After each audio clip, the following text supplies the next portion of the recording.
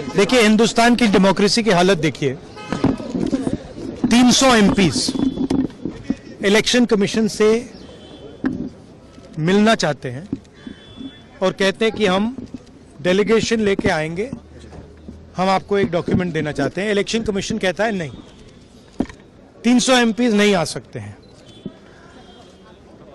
तो यही हालत है, क्योंकि डरते हैं। 300 एमपीज आ गए और वहां पे सच्चाई निकल आई और हमने उनको थोड़ा जो उनके काम की सच्चाई है दिखा दी। That is why. लेकिन आपको लगता है कि सर आपको ये जो लड़ाई है, मैं थोड़ा क्लियरली बोलना चाहता हूं। देखिए, अब ये राजनीतिक लड़ाई से आगे निकल गई है, ठीक है। अब ये देश की जो आत्मा है, स्पिरिचुअल देश का जो आत्मा है, उसके लिए लड़ाई हो रही है। कॉन्स्टिट्यूशन की लड़ाई है। 1 मैन 1 वोट कॉन्स्टिट्यूशन का फाउंडेशन है। 1 मैन 1 वोट के बिना कॉन्स्टिट्यूशन का कोई मतलब नहीं है। और हमने क्लियरली दिखाया है कर्नाटक में कि 1 मैन 1 वोट नहीं है। Multiple man multiple vote, 1 man multiple vote, सारा कुछ चल रहा है, ठीक है।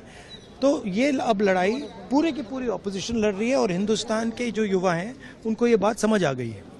तो अब इलेक्शन कमीशन को छुपना काफी मुश्किल हो जाएगा। वो आपको कहता है कि आप साइन नोटिस का जवाब आप नहीं देंगे, एफिडेविट। अरे भाई, उन्हीं का डेटा है, वो अपने वेबसाइट से वही डेटा निकाल दें।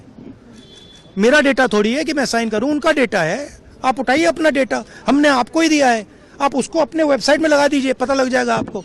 मतलब डिस्ट्रैक्ट करने का काम है, ठीक है। और एक और बात, आप ये मत सोचिए कि सिर्फ बेंगलोर में हुआ है। ये देश में अलग अलग कंस्टिट्यूएंसीज में हुआ है और इलेक्शन कमीशन जानता है। इलेक्शन कमीशन जानता है कि वो उसका जो डेटा है वो फटेगा। जो उसको अभी वो कंट्रोल करने की कोशिश कर रहा है, छुपाने की कोशिश कर रहा है, उसको हम निकाल देंगे, ठीक है। और वो फटेगा, वो जानता है। Thank you.